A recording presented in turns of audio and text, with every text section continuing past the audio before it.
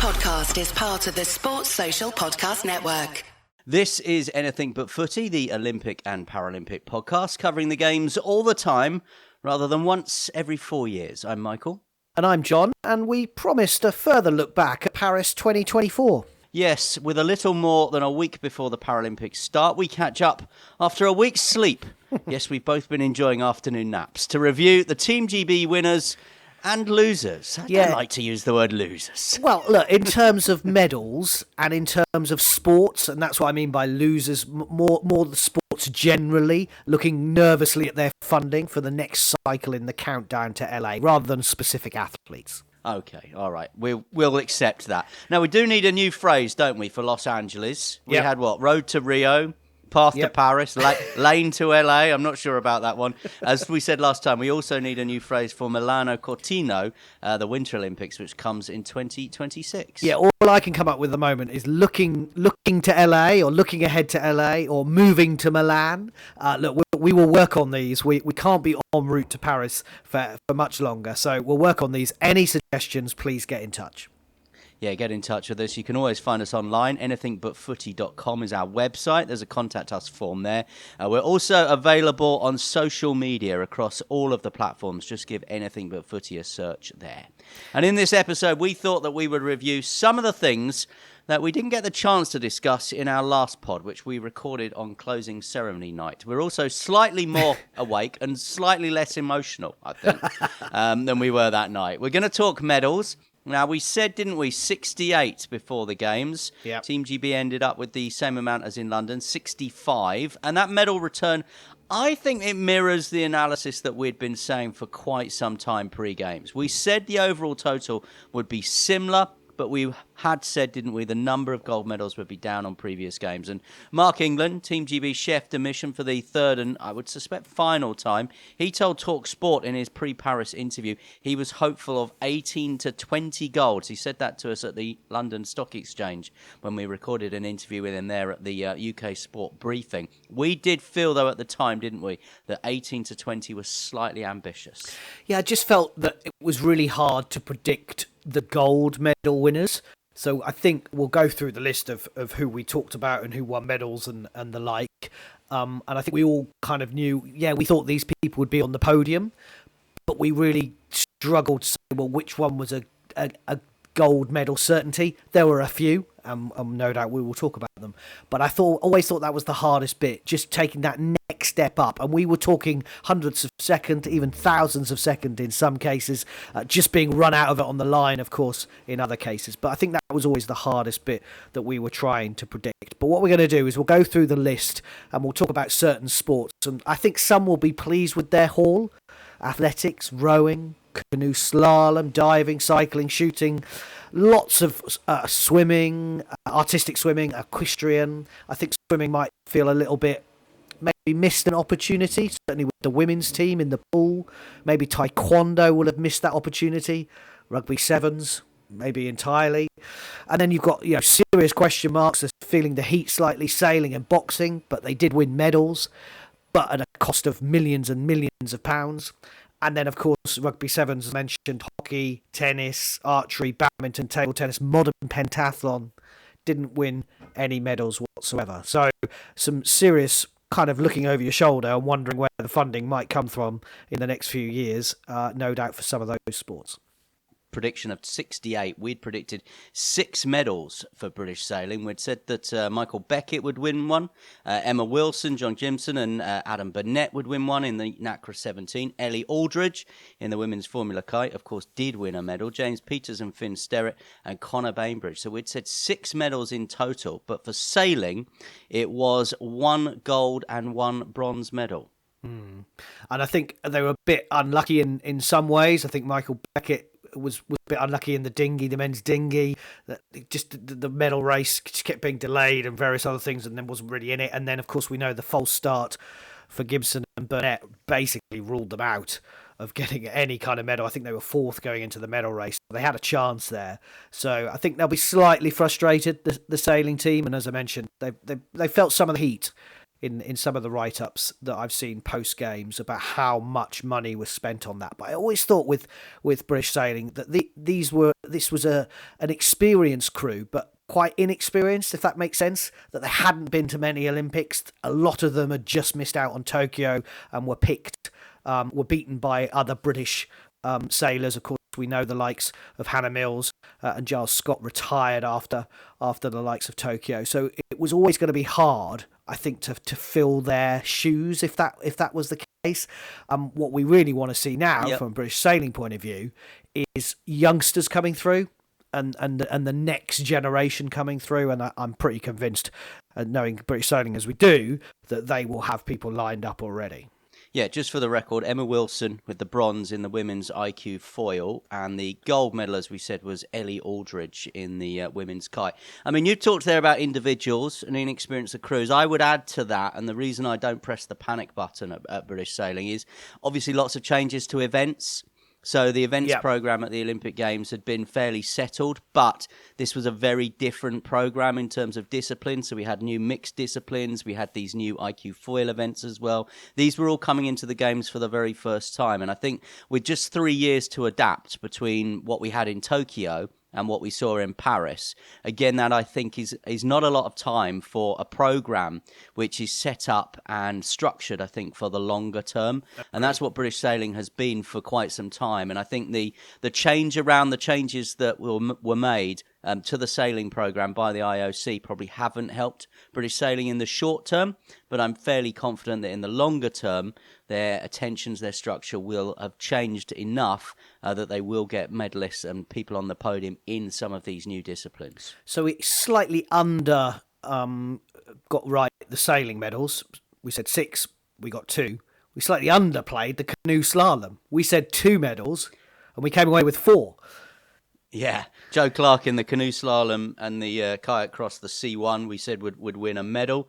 He did. Mallory Franklin, we thought, would back up the medal she won in Tokyo in the canoe slalom, but she didn't. But what we did see in canoeing, of course, is medals for Kimberly Woods and Adam Burgess as well. And I think if you were at Paddle UK, as we now have to call them, I think if you were sitting there at your desk this week, maybe having had a few days off after the Olympic Games, you'd be pretty satisfied with that return of 2 silvers and 2 bronze medals, 4 medals in total. Yeah, Kimberly Woods getting a couple of bronzes in her events, the K1 and the kayak cross, and Adam Burgess in the C1 as well, getting his silver medal just behind I say just behind the Frenchman. He was 5 or 6 seconds behind the Frenchman, but it didn't matter at the time because that was a brilliant medal for Adam and Kimberly, and I know they're mates, and they absolutely, all 4 of them are good friends, and I think they've all spoken about the tough times that Mallory has been through, and they'll be there for her, and she's got a medal in Tokyo, so they've now joined her in effect. So really, really pleased for Paddle UK, as you say, and they're now preparing for the Paralympics as well, and no doubt more medals coming their way. Absolutely. And I think the thing that really struck me, having been at the canoe slalom for a couple of days, and actually I was there for Joe Clark not winning the medal, commentating that day on the C1, it is so all on the day, isn't it, in that sport? There is literally no room for a mistake. Joe Clark made a small mistake in the middle of his paddle, and Mallory Burgess, you could say the same thing, and that was it. They're out the medals. I mean, in other sports, you can make a mistake. You could have a mechanical, as we saw in the mountain biking for Tom Pidcock. He could get a puncture, and still he had the opportunity to come out. I mean, Tom Pidcock is exceptional, and to come back from 40 seconds down, is exceptional, and we'll come to that momentarily. But if you make a mistake in canoe slalom, that's it. Medal chances are gone there, because you've basically got one run in the final. I know you've got to come through the heat semi-finals potentially, but you've got one run in the final. Your Olympics boils down to 60 seconds. Yeah. And you make a mistake within that and you lose 2 or 3 seconds, that's it. Medal is off. And I don't think I'd properly appreciated that until I sat there commentating on it on the day, if that makes sense. Yeah, no, it certainly does. And with the kayak cross, what both Joe Clark and Kimberly said to me after they'd got their medals was, at one point during that race, because when Joe Clark, he'd got through all of the races and led from the front, and as soon as the final started, he was behind. And he sort of said I had to make a decision whether I was going to push for gold, which could have put me out of the medals entirely, or whether I was going to sit and stick and just try and make sure I got the silver. And the same with Kimberly and the bronze medal. And I think when you're there and you're, as you say, you're commentating, and both of us commentated on sports that we never really commentated on before, and you get more of an understanding about what these athletes are going through. And we really appreciate Joe, Mallory, Kimberly and Adam for spending the time with us and explaining what they were going to do. But until you then actually see them doing it, do you really get a clear understanding? And I think kayak cross was one of the highlights of Paris 2024. And it is in a sport that should be on the telly at least once a year. Whoever decides what to show in sport in this country, get kayak cross on the television, because it is brilliant. And more breaking. Get Ray Gun on the... No, I'm joking. No more breaking. No more breaking in LA. Certainly not. I think Exactly. breaking's had its one and only go at the Olympic stage. So a decent return, I think, for our friends at Paddle UK. And I would say the same thing as well for our friends at British Triathlon as well, because they obviously had the mixed team relay, winning that bronze medal. You were on commentary duties for that one. Yeah. They had Beth Potter winning the bronze medal on commentary duties for me in the women's individual, and Alex Yee, of course, in the men's individual. I was on commentary duties for that one. So I saw a gold and a bronze in the same day. And I think that was probably one more medal than we had predicted, was it? It was. We'd put two, and I think we'd said both Alex and Beth would get medals. I think maybe Alex was one of those dead certs that we were talking about. I know there is no dead cert in Olympic sport, and if Alex was here, he'd look at me and go, "What are you talking about?" Because it's hard work, and he obviously took Hayden Wild in the last 100 metres or so of the run. But I think if you were going to say who's going to win a gold medal, really, Alex Yee probably would have been up there in that list. But I had a feeling about the mixed relay, and I think, look, the French, you said about the mechanical injuries for Tom Pidcock, and I did try and talk to the team about this, but obviously they weren't in a position to do this. They thought they'd got the silver, but then they eventually got the bronze. And the fact that the French were just behind them, having been wiped out by Hayden Wild, I think the first rider of the French team in the men's run of the relay got wiped out, and they were then never really in the race. But they really did close down right at the end, and I wonder whether if France had been in that race, whether we would have got a medal in the mixed relay. We did. We got the bronze. It can never be taken away from us. But and they're the differences, aren't they? Sometimes in sport where things happen that you can't control. But actually, we benefited from that one. In other sports that we will talk about, we talked about the with Gibson and Burnett. We didn't. It was that event happened, and they missed out. So some ways you do get swings and roundabouts in sport, and that's why we love it. And a lot of people have been saying to me, well, what do athletes do after the Olympics? Do they all go off and have nice go long and watch holidays? Taylor Swift, don't they?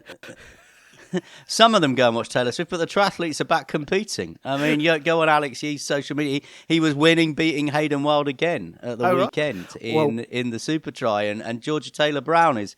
I think they're in Boston. Some of them as well. They're back competing. There's literally no let off. Well, Beth Potter went to see Taylor Swift, so that's what she did. She celebrated, which is look, you've got to celebrate when you get the opportunity. We have got World Championships coming up, don't we? We've got the Rowing World Championships for the end of this year. It does seem a little weird, having had the Olympics, that you then got to go and do a World Championship as well. I'm not sure how many people will go and do that. We'll wait and see. Yeah, and it's the same in track and field. There's still Diamond League events taking place, and athletes have. Or a lot of them speaking to me after events said, I've still got 3 or 4 more races to go this year. And that's a bigger question that World Athletics are looking at the minute, that the Olympic Games, the World Championships in their sport, they feel should be the finale of the season. Yeah. There shouldn't be 3 or 4 more races to go on, but that's probably a discussion for another day. Let's move on to swimming. It was so good in Tokyo, wasn't it? I think it was perhaps inevitable that swimming...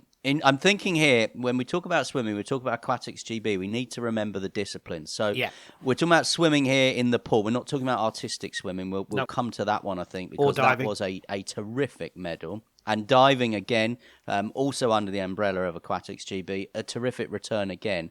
But swimming in the pool, I think probably after the highs of Tokyo, inevitably dipped down a little bit. I mean, we were predicting 8. I'm just running through. Ben Proud in the 50 metres freestyle with a silver. Matt Richards, silver in the 200 metres freestyle. Yep. Adam Peaty, silver in the 100 metres breaststroke. Duncan Scott, silver in the 200 metres individual medley. And then there was the gold, wasn't there, for the 4x200 metres freestyle relay team. Yep. For the women, I think it's... They said to us, didn't they, in the build-up, that they were looking, obviously, to try and get some individual women on the podium this time around. It didn't happen, obviously. Of course, it didn't happen in the mixed relay either. So, I think by their own hugely impressive return in Tokyo, I don't think swimming had a bad meet, but it just wasn't quite as good as where they were 3 years before. Yeah, I think the 4x200 relay retention of the men's was a huge moment, a historic moment from aquatics. As it was point clashing with Andy Murray. It was, yeah. It was Andy on Murray exactly was the same time as Andy Murray was playing, was it? I didn't know where to watch. Yeah, no, exactly. I feel like with the swimming in the pool, we haven't moved on from Tokyo. So the same people delivered. Ben Proud got his first Olympic medal. I was so pleased for him. He just missed out on Tokyo. He was 4th, so then he moved up to silver. Matt Richards was world champion, got a silver. Duncan Scott, most decorated Olympian. It's both now the most decorated Olympian in Scotland, isn't he, of all time? Getting another medal. Yep.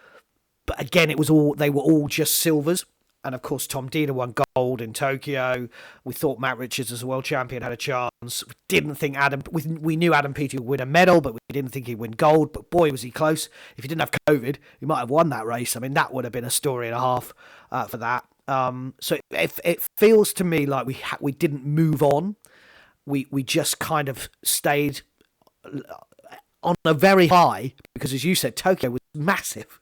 It was the best ever swimming performance from a British team. But you want to move on from that, don't you? And I agree with you. I think it was disappointing, and I'm sure she would say the same thing. Freya Colbert missing out as a world champion in the individuals, and really not winning any relay medals when the women team were involved as well. So I think that's something to look at. We also, of course, need to report that Bill Furness is retiring as GB's head coach, Aquatics GB head coach for the Olympic swimming team, after overseeing his 4th Olympic Games, and he'll head into retirement as the most successful head coach in the history of British Olympic swimming. So actually, that's what I mean.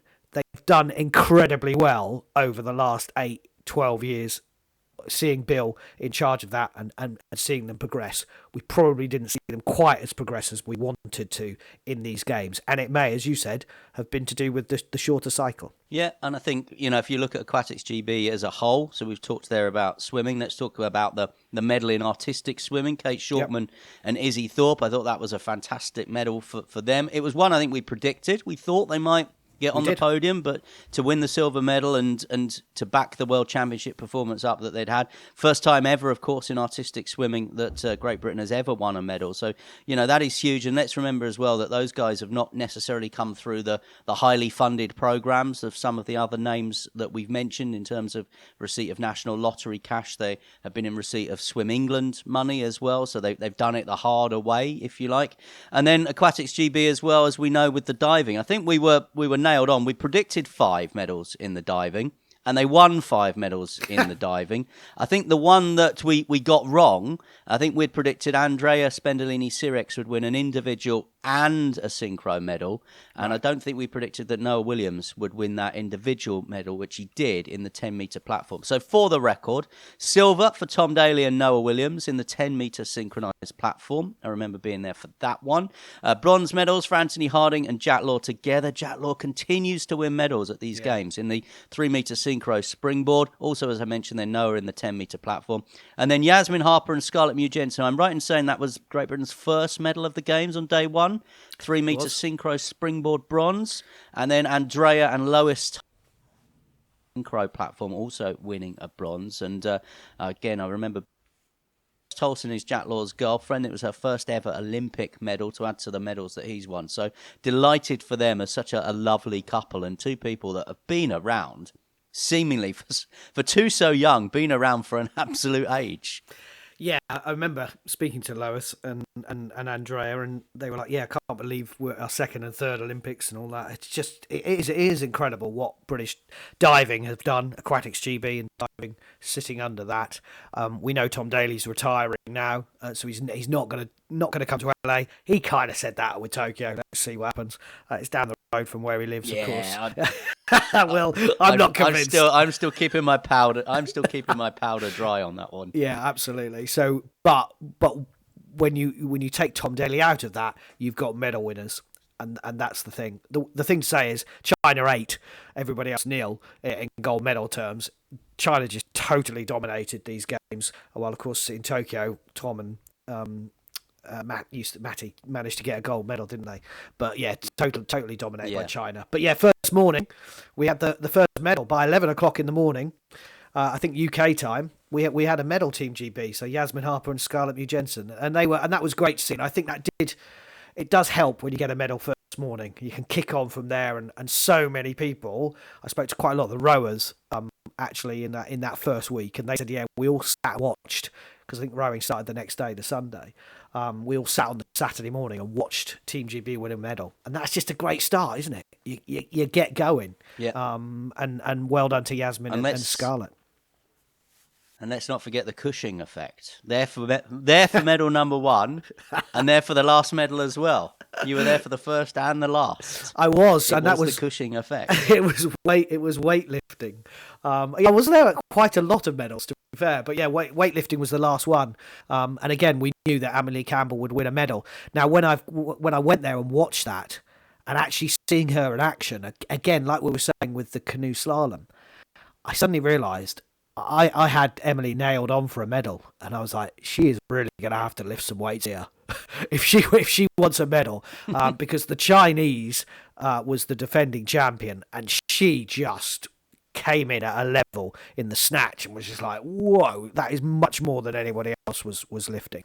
And continued that in the clean and jerk, and I think what I really then found, there was a South Korean who was making a debut, so we didn't really know about her. So those two were way ahead. But Emily had a battle on for third and fourth.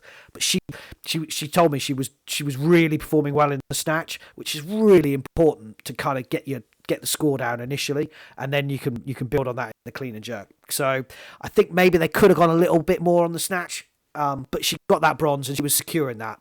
And yeah, it was a great way to finish. And getting to 65, we predicted 68 entirely. They got to 65, which was the same as London. It's a heck of an achievement. And I know that I talked about in the last episode about the lowest position on the medal table for 20 years, but still winning 65 medals. That is incredible, and I'm so pleased to have seen many of them do it, and also told their stories, because some of them have got great stories, and Emily Campbell being one of them. I hope she's there for LA, and I hope there's somebody else, because I think she has inspired women to take up the sport or go back to the sport or not feel subconscious in gyms, etc., and you can have a different body shape, and that is important. But we also want to see some British weightlifters coming through, not just Emily. But it's such a tough sport. It's massive in the Far East, massive in South America as well. So Emily's done brilliantly for Tokyo and now Paris. Can she encourage, and can we saw it in the Commonwealths. There are people out there. We want to get those people up to an Olympic level and see them in LA. Maybe she'll do a Bryony Page, which is win a silver at her first Olympics, win a bronze at her second Olympics, and then go and win gold at her third Olympics, which is what Bryony Page did in the trampolining, of course. I like from some some strong people in weightlifting to some other strong men and women in the boxing, and I think we always had question marks, didn't we, over boxing and what the performance was going to be in boxing. We just did not know where our British boxers were on the world stage because of the bigger picture of having left the Amateur Boxing Association, having joined this new association, World Boxing. The fact that so many of our boxers had qualified so far out at the European Games, it hadn't really been competitive for a year or so. I think we knew it was going to be difficult. I don't think we realised quite how tough it was going to be. Just the one bronze medal for Lewis Richardson. And we should say as well, for the Team GB trained Cindy Ngaba for Yes. the refugee team as well. Also winning a bronze medal, which I think they'll claim up in Sheffield as well. But it just did not go well for the boxers, did it? I mean, every boxer seemed to have a story why they didn't progress in the competition, and judging was one of the big stories of the Games. Yeah, I think Charlie Davison went first, and Rosie Eccles and Pat Brown and Delicious Ore followed quite quickly. Some dodgy judging decisions. I think this is the issue with boxing widely, is that there isn't any one organisation running it. I think we're close. I think more nations have just joined World Boxing. They could be up to nearly 50 nations now, and I think that's a number that could interest the IOC to the point where they go, okay, you've got these nations. I mean, there are 200 nations in the Olympics, so there's a bit more to go. But are they the leading boxing nations? Are they spread across the country and the world? Are there enough countries involved, not just the Western countries? And okay, you can have this sport and you can run it, and we'll put you in the LA Games. I think if Lewis Richardson I spoke to him a number of times. I made him laugh because I was like, "Where's your medal?" Because I want a selfie, and he was like, "I haven't got it yet." And I went, I'll wait till you've got one then. I don't need one until you've got a medal," which made him laugh. But I was talking to him, and he was like, "It's so important that boxing is in these games." He just missed out on Tokyo. And he came back and he was like, "I was determined to get one here in Paris." And he hasn't ruled out going to LA. I'm pretty sure he'll turn professional, but he hasn't ruled it out. And I think we really need... It's been there since the start. It adds something different, I think, to the Olympics. And there were such amazing stories in there, weren't there? Cindy Ngamba being one of the first ever refugee team member to win a medal. And huge congratulations to her. A lot of negative stories around Olympic boxing as well, judging being one of them. And I think that might be one of the reasons why the IOC perhaps won't have the appetite, if it does fall to them, to organise the competition again in Los Angeles. The one thing the IOC don't want are negative headlines, and they got a lot of those around the boxing competition. I think from a broader Great Britain boxing point of view, I think it is one of the sports that is so important to be on the programme, not necessarily because of the medal returns. And the medal return that we saw in Tokyo, like swimming, was just simply outstanding. 6 medals, was it, out of 12 boxers. Yeah. This time we took 6 boxers. We thought 3 would be as good as you could possibly get. We hoped for 2. The return was 1.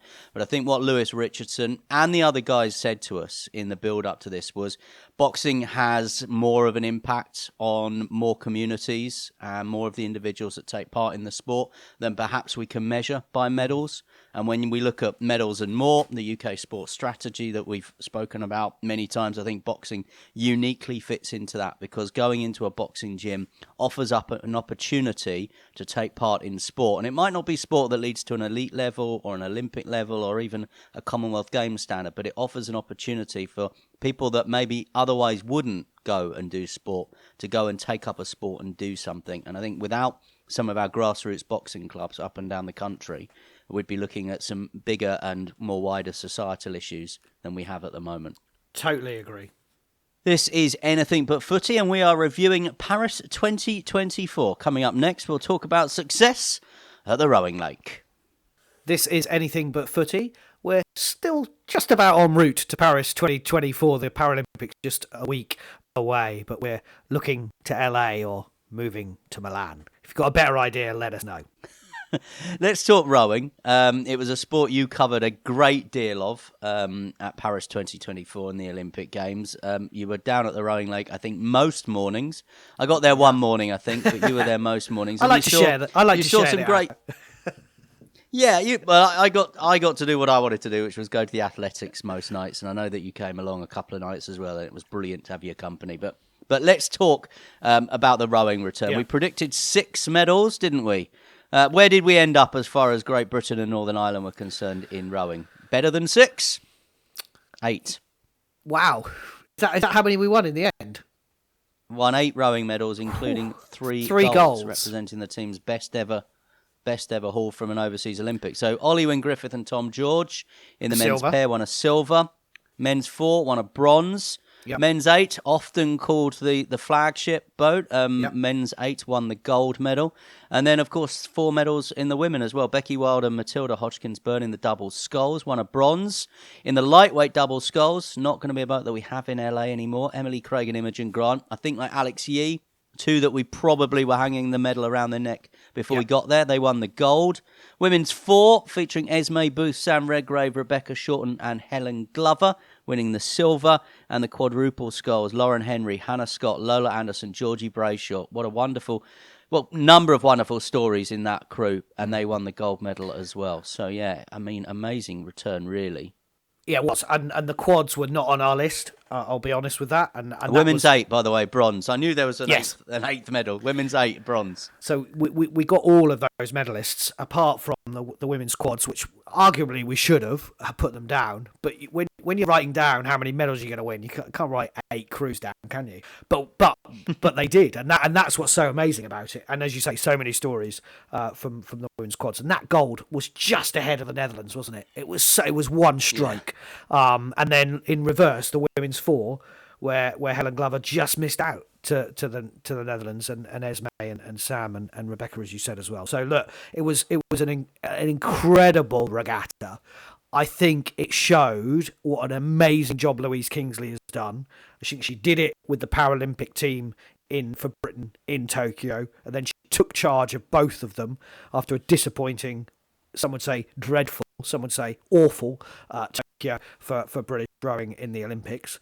And she's brought those teams together. And I think you can sit there and go, we could have won more gold medals, but the quads won ahead of Netherlands just about. Others just missed out, but 8 medals is an incredible record. And the one that I was so pleased for was, you mentioned them, Matilda Hodgkins-Byrne and Becky Wilde. Becky in literally her first international season.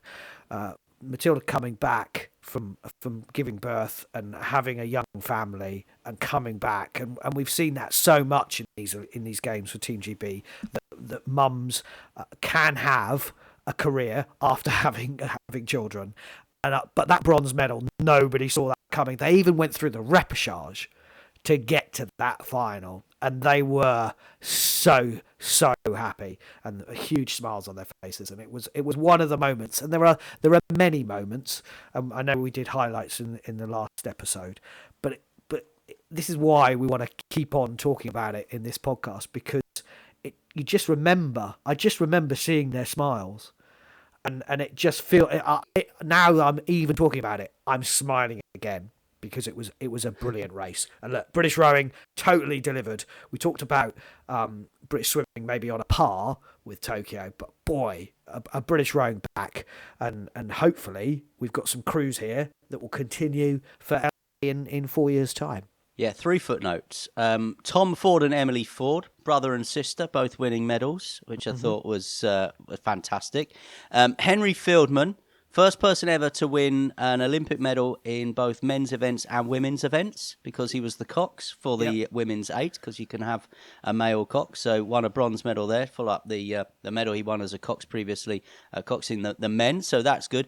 And changes to the programme in LA. And I think this will be interesting, because what we're going to see with rowing is all the regattas up to the Olympics are going to be the usual standard 2,000 metre distance. But when we get to LA, because they're using their historic rowing lake, it's going to be a 1,500 metre final. So that could throw up a few surprise results. And we're getting beach rowing in LA as well, which I'm excited about as well. We had some beach rowing championships. We did a special episode of the podcast previously in South Wales at the beach rowing there. So we've got beach rowing coming to LA as well, which I think will look spectacular. But you'll have to just wonder, as I mentioned, we're not going to have the lightweight crews like Emily Craig and Imogen Grant. They are going to finish their professional rowing career with a gold medal in Paris. But we're going to see some changes to the programme and the crews and the structure and the setup as we head towards Los Angeles. So that's the final footnote on where British rowing go next. But I think they've certainly got, as you mentioned there, the right people in charge to take that change. Absolutely. Taekwondo. Another fighting, physical sport. Really hard to predict who's going to win, because it can change just like that in a second. But we put 3 medals down, and I was at the Taekwondo, and I think you managed to get there as well. Yep. During the I saw 4 days of Rebecca action. McGowan. Yeah. So Bradley Sinden, just missing out, really, had the chance to go for a bronze, but had hurt himself in previous rounds. He told you, I think, in an interview, he was only coming for gold, having won silver in Tokyo by being knocked literally in the last few seconds. So that was heartbreak for Bradley. And I did an interview with him afterwards when he pulled out, and he was so upset with what had happened. But he was hoping that Rebecca would come back, and I know you saw her, and then Caden Cunningham got the silver. Again, we thought there might be a gold medal for Taekwondo. So we predicted 3 medals, but we came back with 1. Caden Cunningham, who says, I am the big heavyweight, and I will be there in LA in 4 years' time. So fingers crossed for that. But you saw Rebecca, and again, she just missed out as well. Yeah, and obviously we should mention Jade Jones as well. She didn't get any further in her competition. Similar story to what happened for her in Tokyo, a double Olympic champion. Whether she has the appetite to try and qualify again, I'm not quite sure. I think we, as we've said before, will say goodbye and have said goodbye to a number of our sort of 2012 heroes, haven't we? Max Whitlock and Tom Daley stepping off the stage now, having won medals in 2012. Annie Murray, another one. We've seen the Brownlee brothers, of course, disappear from the Olympic stage as well. I wonder whether Jade Jones might make a similar announcement at some time in the near future. What a terrific venue Taekwondo was, by the way, the Grand Palais. I mean, I watched on the television some of the fencing there. And then I was disappointed that I hadn't got to the fencing. And obviously, from a Team GB point of view, we didn't have any British fencers. So one of the reasons why we didn't give a great deal of coverage to the fencing. And then when I realised, of course, that they were then going to change the mats up and bring the Taekwondo in there, I was like, right, got to get there one day. I mean, what an outstanding venue. I mean, many outstanding venues across Paris in their remit to try and show off the city. I think they absolutely did that. But yeah, I went to see Rebecca McGowan. I think she'll obviously try and compete again. Caden Cunningham, again, a silver medal there, will want to try and come back. But I think the difficult thing for Taekwondo, as we know, and as we've seen in the past, just because you've won a silver medal this time, doesn't mean that you will automatically be in the box seat for next time, because you can only take one person from, in one weight category from one individual country. So, the biggest battle of all is to get there in the team, first of all. And I think we've seen that, haven't we? We certainly saw that with Rebecca McGowan, competing to just try and get in the team against Bianca Cook. Bianca walked in as was. They had a massive battle just to get the place in the Olympic team. And Caden Cunningham and others will face that now over the next 4 years. Yeah, no, absolutely. And you're right about the Grand Palais. I literally thought the glass roof was going to shatter when the French won the final Taekwondo medal. It was a female heavyweight Taekwondo fighter, and the noise in there was unbelievable. And what a venue, as you say, literally just yards away from the River Seine. Let's talk about another one of the, I think, success stories of the Games, because they won 11 medals in total. Whoa. 2 golds, 5 silver and 4 bronze for cycling. And we're talking here about medals won both in mountain biking and in BMX, and both on the road and on the track as well. And I got to cover all 4 of those disciplines. So, it was, I think, a great return as far as British cycling are concerned. I think in the past we have spoken, haven't we, so often about the dominance on the track. And, I think those in the know, and we've been in the know with this, I think, for probably the last 3 or 4 years now, that the track dominance was never going to continue in the way it had in Beijing and even through to London. But the emergence of things like BMX and mountain biking as well, plus this time medal on the road as well for Anna Henderson in the time trial as well. I think there probably would have been another medal on the road for Josh Tarling in the time trial if he hadn't had the mechanical issue. Yeah. I think British cycling will be very pleased with the return across all 4 of their disciplines. Yeah, and we predicted 10 medals, I think, in before the Games, and one of those was Katie Archibald, and of course we know that didn't happen because she was injured just before the Games. So I think our prediction was pretty spot on, and I think you're right that the track, the Netherlands, Australia coming back as well, the Germans, the Italians were strong in that. I think USA from a women's point of view. So you can't really turn around and go, well, we can win a medal in every one of those events, or gold medals at that. and what a performance! I think Stephen Park, who spoke to you afterwards, was so thrilled with the women's team sprint. That was a medal we'd never won before. We'd never won anything before, even with the likes of Victoria Pendleton.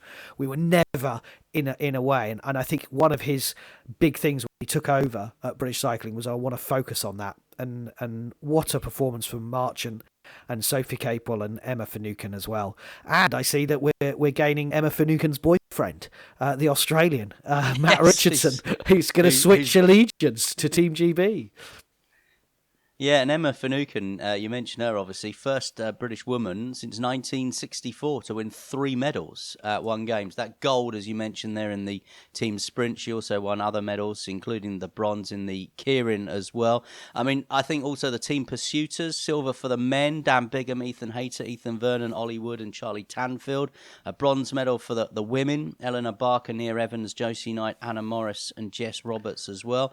I mean, there were medals obviously across the board in the velodrome. Eleanor Barker, Nia Evans in the women's Madison as well, winning the silver medal there amongst others. But I think as well, as I said, for me, it was the fact that they managed to get medals across all the disciplines. And Tom Pidcock, I was at Ellencourt for him for the mountain bike. And again, it was one of those brilliant events because the French were competitive and they had so many big crowds out there, and they won the gold in the women's race. And then we thought it had all gone for Tom Pidcock because he had that mechanical issue, and then it really was a sprint for the line. There was a bit of argy-bargy as they came around the final corner, but then Tom Pidcock, as we've said so many times, such an impressive racer. Remember, he finished 13th in the road race as well. So not only, did he win that medal, that gold medal in the mountain bike, he then got on his bike again in the road race and rode for 6 hours, 21 minutes and 24 seconds and finished 13th. Yeah.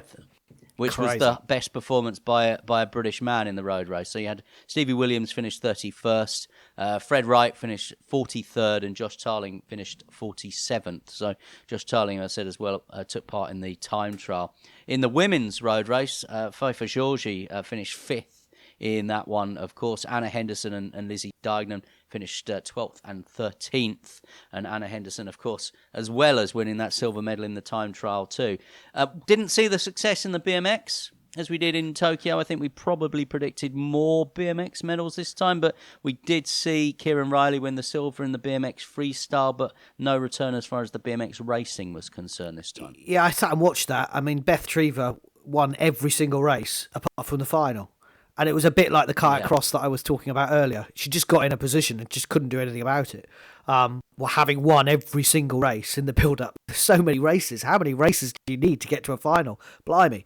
But yeah, I felt a bit sorry for her, to be brutally honest, because she dominated.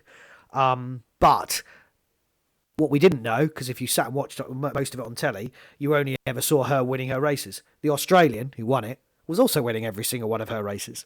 And this is what I mean about story. This is the thing with storytelling, is you have to tell the whole story. There's no point just talking about the Brits all the time. I may be slightly bashing the BBC here. Here's my BBC bashing moment. But you can't just keep telling the story of the Brits, and then suddenly you're in the final, and it's like, well, where'd the Australian come from? Oh, well, she won every single race as well. And that's where it's nonsense, where you have to get your head out of Team GB and go, this is the event. Here are all the best athletes. Here's the story so far.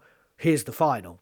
And that was a huge issue, I think, from a spectator point of view. Certainly what I heard back. Now, I was in Paris most of the time. I thought the French TV coverage, by the way, was incredible. And I can't speak French, but the amount that was on and the thrill and the joy. I mean, the opening ceremony, I don't think we've talked about this. They were in tears. The presenters were in tears because they were so proud of what they delivered.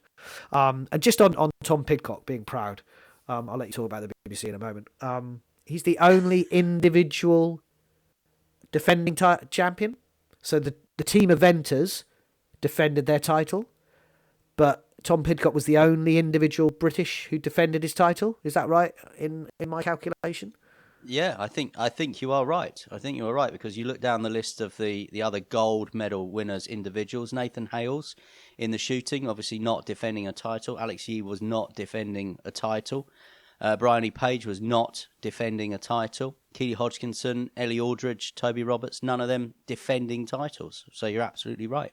Yeah. I think it was a great return for British cycling and Stephen Park, and they of course also now have the Paralympics to come as well, where I think we'll see a load more medals too. And I think the future of British cycling remains very bright in this country, and it continues to be consistently bright as well. It's not going through peaks and troughs. It's not really had ups and downs. It's just been consistently delivering that number of medals. And as I said, I think what was it, 11 in total? 2 golds, 5 silver, and 4 bronze. So, that was the most medals from any sport as far as Team GB are concerned. Athletics went close with 10, and we'd predicted 9. No, we predicted 8, I think, in the build-up. And we saw 10 in total. 1 gold, Keely Hodgkinson, 4 silvers, and 5 bronzes for athletics. And I'll just draw a quick parallel before I let you jump in with swimming, because what we saw with athletics is 5 relays and 5 medals. Yes. Which was a very different return to what swimming did. And that really then helps, doesn't it? The medal total. If you can pick up 5 relay medals, I'm not saying some medals are easier than others. Well, I think if we were to be completely honest, some medals are probably slightly easier than others to win. To win 5 out of 5 relay medals just goes to show the work that Darren Campbell and Martin Rooney, he was the name that kept coming up. Because they won the 4x400 men's, women's and mixed medals, didn't they? Yep. And Martin Rooney's name as the relay coach just kept coming up time and time again. Every athlete who was part of those teams mentioned the impact that Martin Rooney had had. And I remember Martin Rooney telling us once he thought he was the best relay runner in the world. Well, now I think he's got a good argument to say he's the best relay running coach in the world. And it was a great start, wasn't it? The second night or first night when the mixed relay team, I think, is it Sam Reardon who appeared in the team and won a medal literally 2 days before, was sitting at home, watching the opening ceremony. Yeah, watching the opening ceremony, and then a week later he was winning in the Stade de France. So I always said that mixed relay, there was an opportunity to get on the board and get things running, literally, from a British athletics point of view. And I think you're not going to put Matthew Hudson-Smith in that. I understand that, because he's there to win a gold medal and nearly did. But I thought it showed the strength in depth, and I think they put a stronger team in there than they would have previously. And also it shows the development of the men. We sat there, didn't we, at Tokyo, and said, it's the first time we ever had a 4x4 100-metre men's team. And that was the first medal since Beijing from a men's point of view. And Hudson-Smith and Charlie Dobson really leading that with Sam Ridden as well and Alex Haydock as well. So, look, it was great to see. We've always had heritage in the 4x4.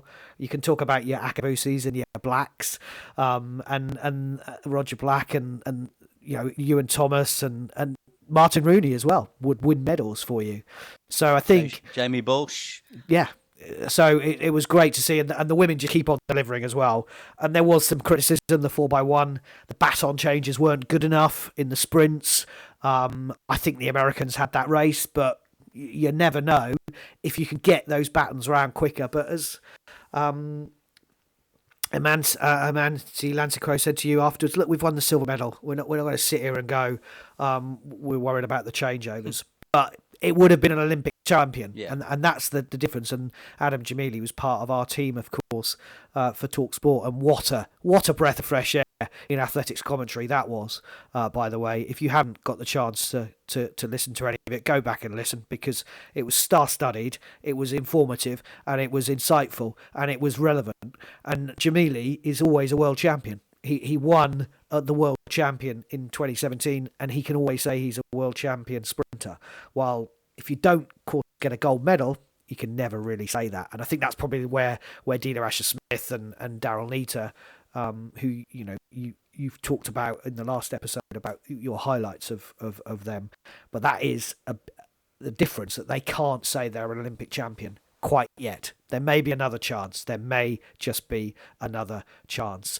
This is Anything But Footy, the Olympic and Paralympic podcast. We're doing a big review of Paris 2024 before we move on to the Paralympics, of course, which are coming up in the next week or so. We still have gymnastics, skateboarding, which was at an incredible venue at Paris 2024, and also some other sports that didn't quite medal. That is still to come. You're listening to Anything But Footy. We are reviewing Paris 2024 and the Olympic Games. We're talking athletics at the moment. We've discussed the relays. We've discussed some of the sprinters. And if you listen to our previous episode, which we recorded on closing ceremony night, we discussed many more of our highlights in there as well. I just want to mention the field events because I don't think we covered them particularly on the closing ceremony episode. A word about Jacob Fincham-Dukes in the long jump, who finished 5th overall in the final, which I thought was fantastic for him. And then he told me afterwards, I've got to be back at work Friday. But Scott Lincoln, Lawrence Okoye, Nick Percy didn't advance to the final. And in the women's field events, Morgan Lake, Holly Bradshaw and Molly Caudry also didn't advance to the final. And I think we had Molly Caudry, didn't we, on our list as one of those to watch, one of those that we thought would win a medal. So I think disappointing as far as field events. I think there's a bigger picture, there's a bigger question, I think, at the moment as far as field events are concerned. With British athletics, it's something they perhaps need to go away and look at what they're going to do there. Are they satisfied? Are they happy just to win medals on the track? Or is there something they can do to try and make themselves competitive in the field over the next 4 years? I wonder, Michael, if you mentioned about Martin Rooney and the relay team, is there someone who can come in and oversee the field events? Obviously, you have your own specific. You have your own specific coaches, and we know Robbie Grabatz is a coach for, I think, for Morgan, and obviously you have the coaches with I think it's Scott, isn't it, who coaches Holly and Molly, the pole vault. But is there someone who can oversee it? Because I know you spent a lot of time in athletics, and you spent a lot of time with Tessa Sanderson, and she's right in what she was saying on Talk Sport. That these are medals that are available, and we just don't have anyone in contention in field events when you remove Molly Caudry, and whatever happened there, and she'll learn from it and she'll come back. She's young enough, fortunately, and hopefully in LA she'll put it right. Do you think maybe that might be? It's a bit like in football, isn't it? Having a specialist goalkeeping coach now. Do we need someone who's just overseeing? So Paula Dunn oversees the athletes on the track, and you have someone who maybe can oversee all of the field events. Yeah, I mean, you look at javelin. I mean, you know, we grew up in an era where Tessa Sanderson and Fatima Whitbread were sharing out Olympic and World Championship medals, and then Steve Backley and Mick Hill. It was always something, javelin, wasn't it, that we looked at and watched and was interested in. Now, well, we didn't have anyone in the javelin across the men's or the women's events. And you're right, I mean, we speak to a lot of these former athletes and we say to them, you know, would you go back and help? Could you go back and help?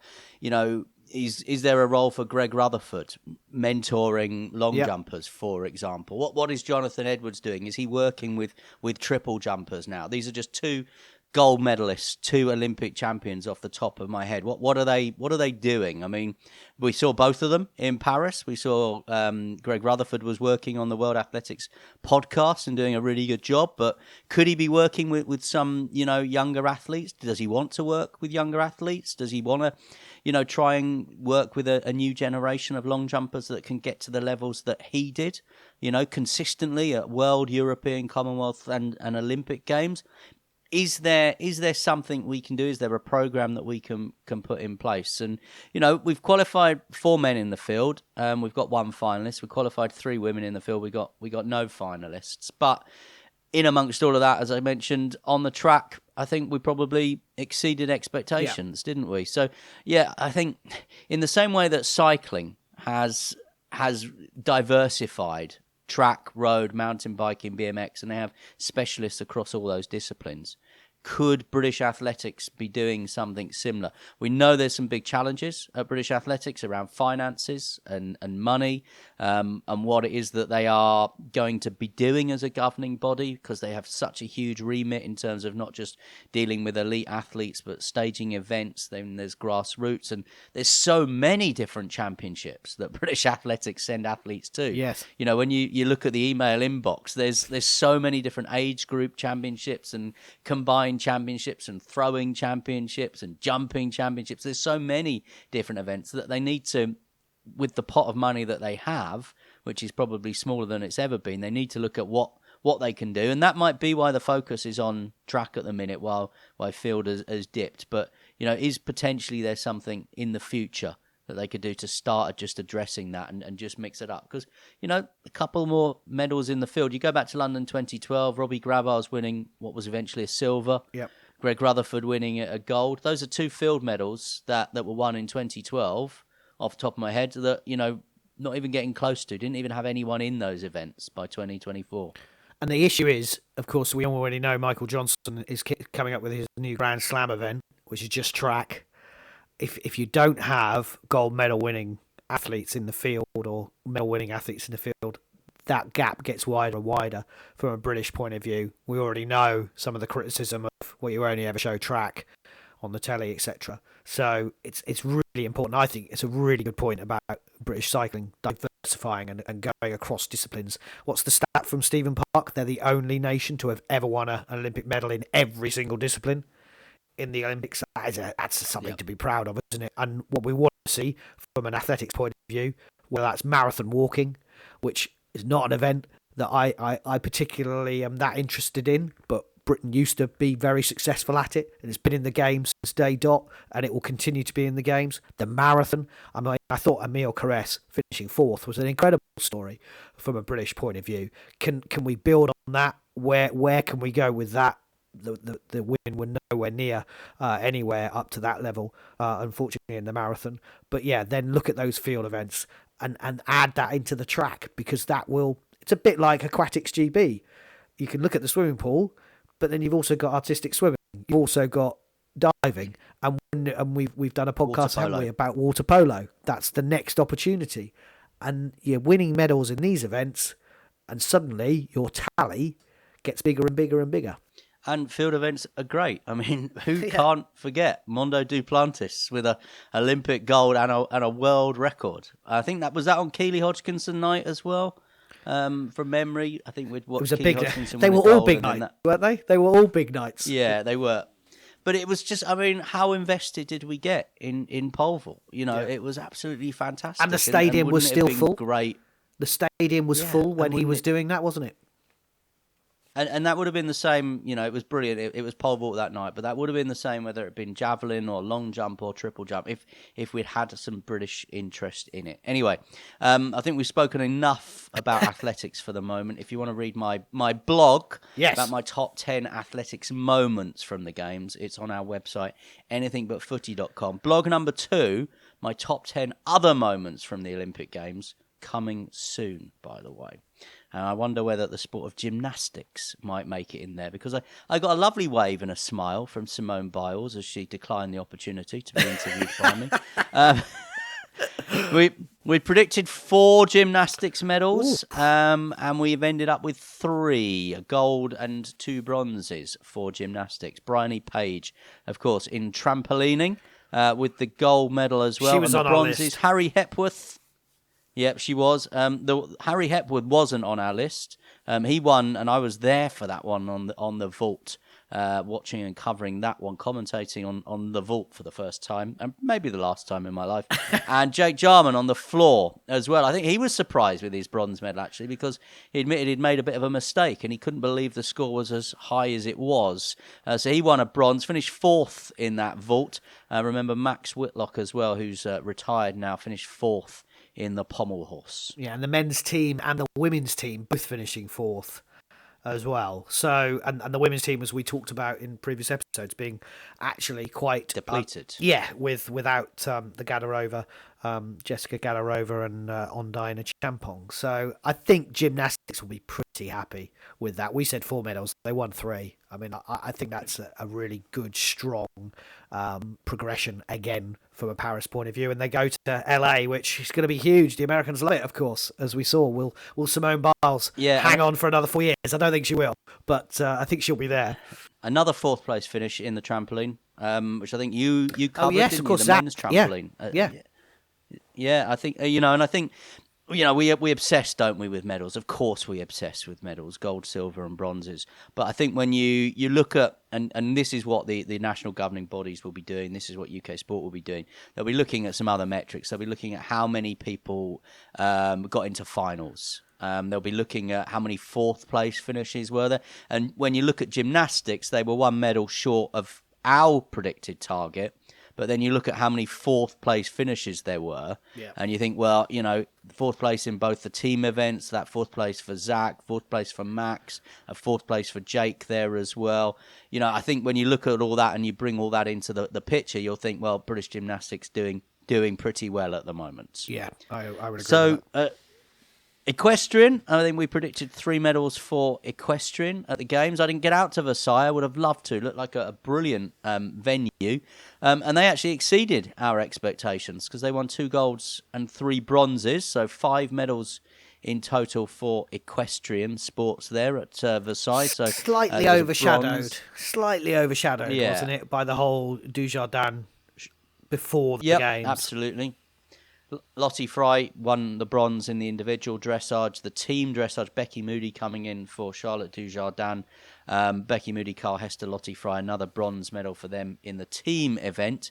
In the eventing, a gold for the team eventers, Ros Cantor, Laura Collett and Tom McEwen.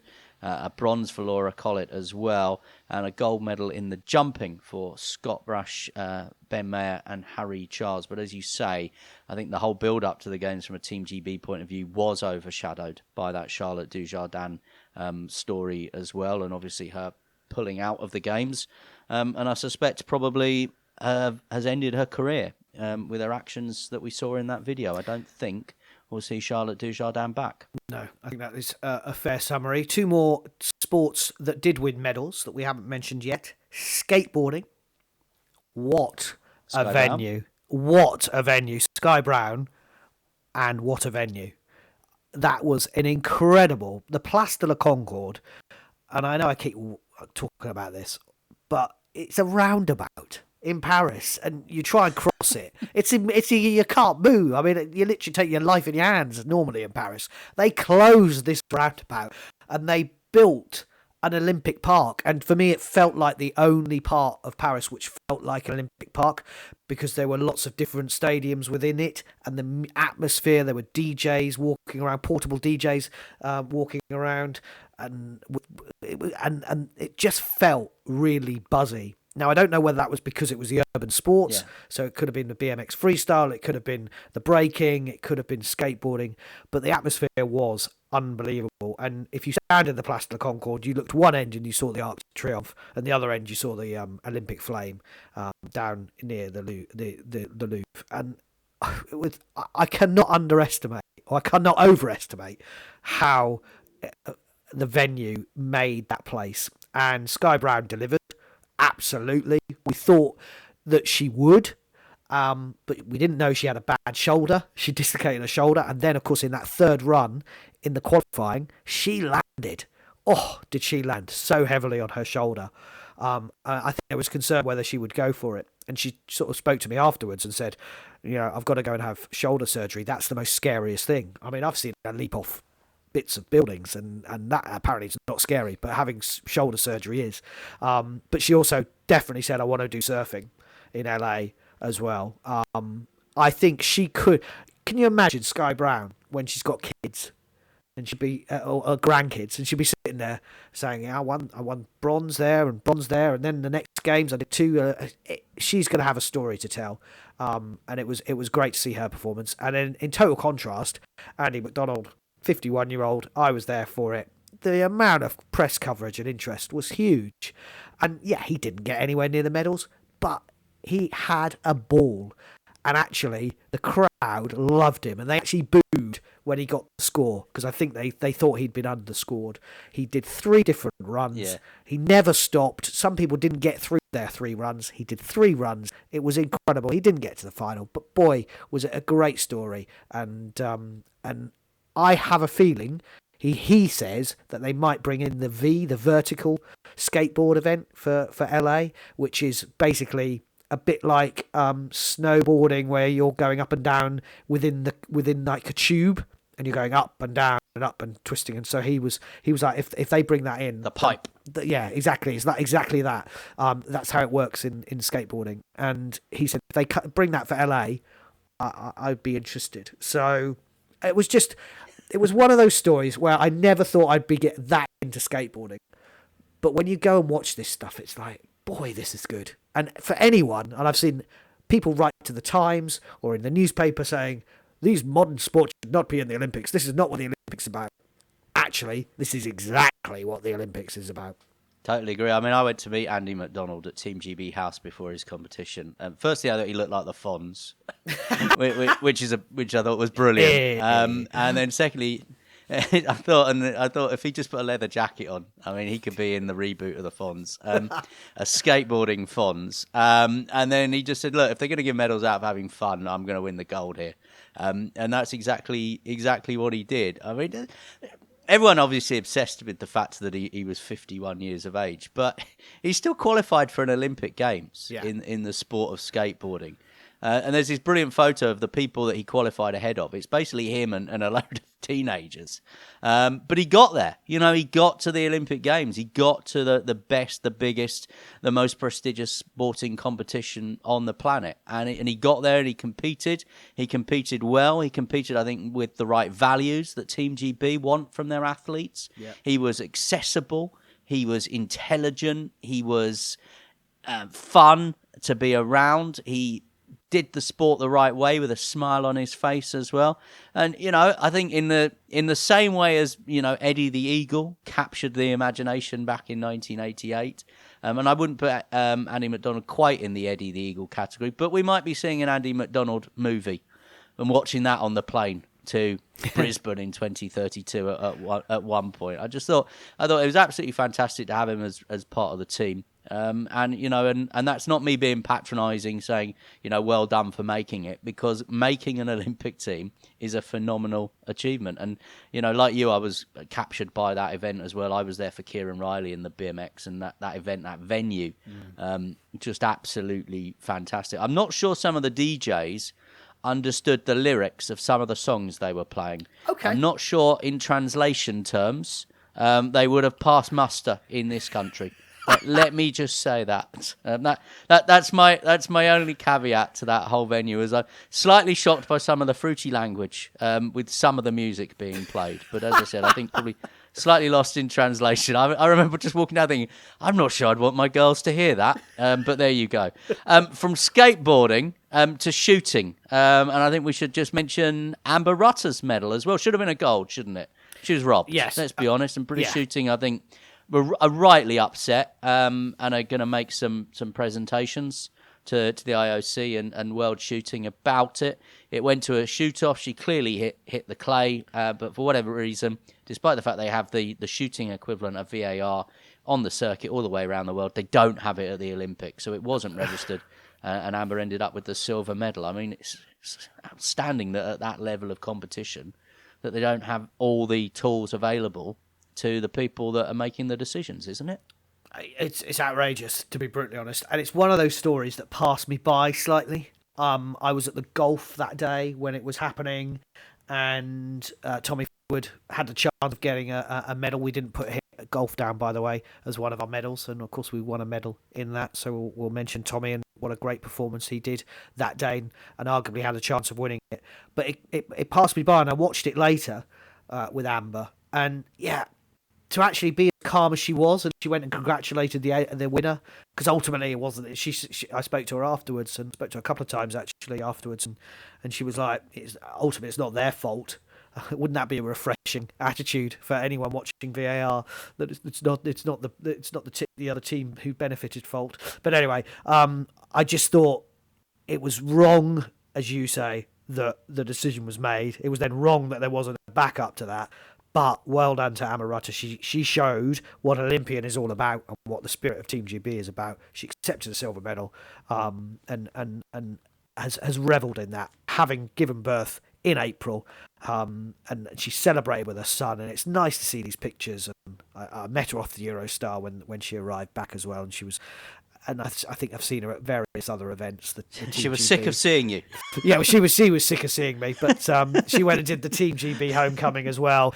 And this is what you've got to do. You've got to go and enjoy these things. But what a difference it would have been if it had been 2 gold medalists for British shooting. In the end, it was gold and silver. But that does make a difference for her. If she would have been an Olympic champion, that would make a difference for her moving forward, I think. I think they need to question that.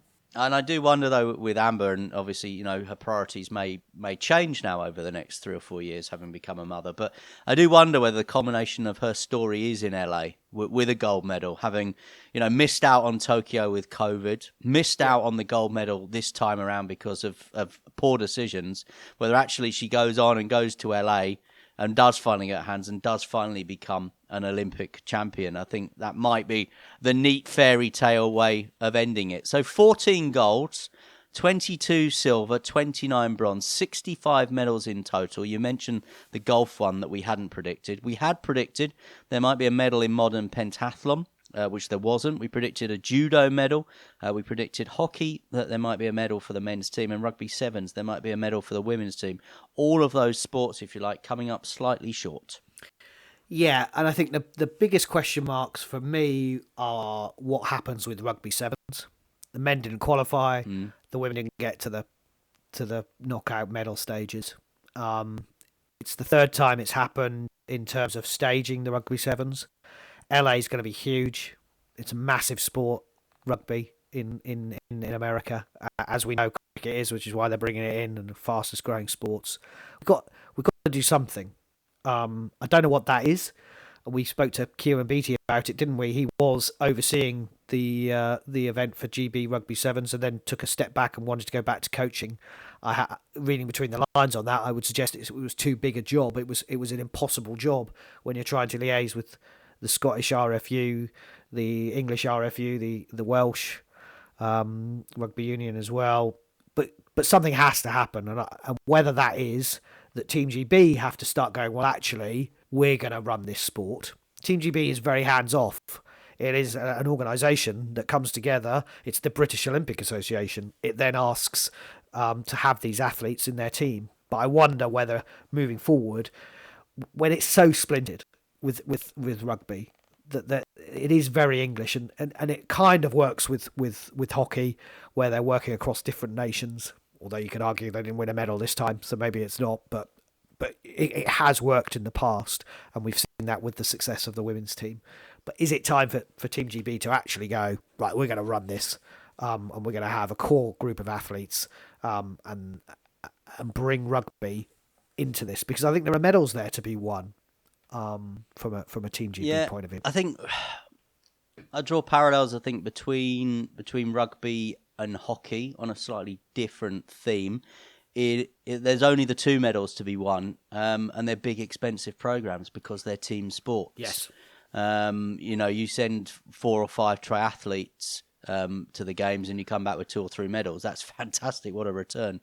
But for hockey, you've got to send 30 to 40 athletes and support staff and all the rest of it, but you've only got the 2 medals to go for, and rugby sevens is the same. I do think the program, the structure needs to be looked at, and something needs to be put in place. If we're serious about Olympic success for rugby sevens, if we're serious about that in the sevens, the World Series, then that centralised program needs to be there. We've seen, haven't we, that well-structured, well-funded programs eventually do deliver success. We've seen that with taekwondo, triathlon. We're seeing it now with athletics, now that athletics is being managed in the right way. We're seeing the medal return there. So I think with the right funding, with the right structure, the right people in charge, a terrific opportunity for rugby sevens. Hockey, so tough to win a hockey medal, because ultimately it's the World Championships of hockey for men and women. And this time, I think we thought the men potentially could get on the podium this time around. I think we probably thought it was going to be beyond the women. It's slightly cyclical, isn't it? We've not seen a men's medal since 88. The women had success in 2012, 2016, and then again in Tokyo in 2021. They've dropped away a little bit. I don't think there's any rush to go and rip up the plan of what we're doing with hockey in this country. Again, I think it maybe suffers a little bit from the fact that the home nations have to sort of come together for the centralised programme, and maybe that's something that can be looked at. But I think we just have to look at the fact that there is only 2 medals up for grabs, and therefore it's very, very tough to win one. And on that, I would say we were hoping that the men would perform. They were in the top 2 or 3 in the world, but actually they haven't won anything as a unit. We've always seen, we saw at the Commonwealth Games, didn't we? The women, the English women winning the gold medal in that. And I think with the men, the British men in the hockey, you kind of want to you got to get into that winning mentality, haven't you? They effectively lost to the same team. Well, they did. They lost to India at the same stage, at exactly the same result as they did 3 years ago. And that's the frustration thing, is you want to learn from it. You don't want to just repeat the same issue. And I don't think we were in a position probably to get across the line. And that only comes by winning and playing more and more tournaments and winning things. So that's something to bear in mind. And just on the rugby sevens, I think loads of eyebrows were raised when Anton Dupont said, I'm going to biff off the Six Nations. I want to win a gold with France. And I think the rugby world were just like, what is this man doing? He's typical Frenchman. He's gone crazy. This is ridiculous. But he won that gold medal for France. He literally, with his teammates, obviously, but he scored 3 of the tries and set up the other one. It was an incredible performance, and he went and did it. And I'm not sure rugby sevens, despite it being big in this country and everyone plays it, and people go and support it when you have the world tour coming and that. But I don't think it's seen as important enough. And until that changes, and that's the heritage, isn't it? That's the issue. That's why it's splintered, because the English. All the English Rugby Football Union care about is effectively winning the Six Nations of the World Cup or changing the name of Twickenham.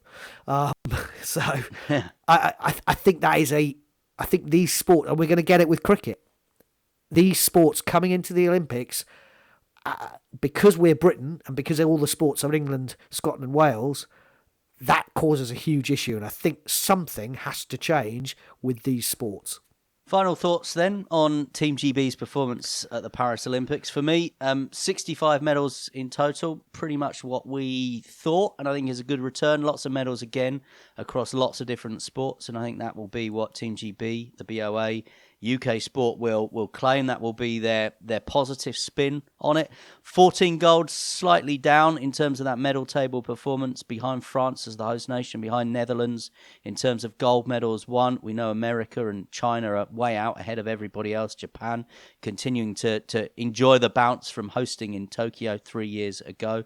I think many reasons to be cheerful, many reasons to be optimistic. I think Team GB probably, when they do their review, they will probably look at some missed opportunities. They will look at some fourth place finishes, which they feel could have been converted into bronzes. They'll look at some silver medals, people like Matthew Hudson-Smith, Josh Kerr, that they think, on another day they could have been gold medals perhaps, and they will see some missed opportunities there. But, there's probably 20 or 30 nations all around the world looking at the same thing. But final thoughts, I thought, Paris 2024 on the whole, brought a lot of joy to a lot of people. I thought the Parisians got into it the more the games went on.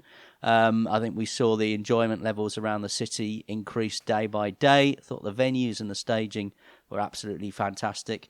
And, I think from here to LA, we'll enjoy covering some of the stories and some of the athletes and finding out where we think they're going to do when they get to 2028. Yeah, I agree with all of that. My final thought is, when you go in to an Olympics, and it's a long time now to the next one. So yes, we have Milan Cortina in 18 months, but 4 years is a long time. And there are athletes who had the chance to win golds or medals this time, as you say, and didn't. And some of them will come back, but some of them won't. And I think we as a nation have to be aware of that and not put too much expectations on it. I think we as a nation as well should just look outside of ourselves sometimes and see the Australians are coming. They've got Brisbane in 32. They're already there. They were ahead of us in the table this time. They're coming and they're going to be stronger. The Japanese, as you say, China and America are way out. Can you imagine how many medals America are going to win in their home games? I mean, it's scary in that way. And I think we have to just realise that slightly as a nation, that we will be successful, but we may not hit the levels that we've hit in Tokyo and Rio for a while. And there's not necessarily anything wrong with that. But we also have to be aware that you have to keep investing, you have to keep coming up with and innovating and coming up with new ways of doing things. I think we have to ensure that we're not being complacent, and that's what I'm saying about some of the sports who haven't medalled this time, in their ways that they can change the way that they did it. Looking at British rowing as an example from Tokyo. So I can't wait for the next 4 years, and just to be more aware of probably some of the other nations. Like, I believe that I agree with you. I think Paris 2024 put on a hell of a show, but they were helped by some amazing French stars. You mentioned the mountain bikers, but what about Montchamp as well in the swimming pool? That just made that first week. And Dupont in the rugby, and even Thierry Henry, who's now stepped down as the football manager. They got to the final and they won a silver medal, and that is the kind of stories you want when you're a host nation. And well done to the organisers, and I can't wait to see what they do with the Paralympics. This is Anything But Footy, reviewing Paris 2024 and the Olympic Games. And we've got just over a week now for the Paralympic Games, and we are really super excited and looking forward to that one. Don't forget, you can find us across all the social media platforms. Find us on Twitter, X as it's now called, Facebook, Instagram. You can also find us on Threads, and also you can find us on TikTok as well. And go to our website, anythingbutfooty.com. And if you want to react to anything that we've said on this podcast, you can send us a message there. This podcast is part of the Sports Social Podcast Network.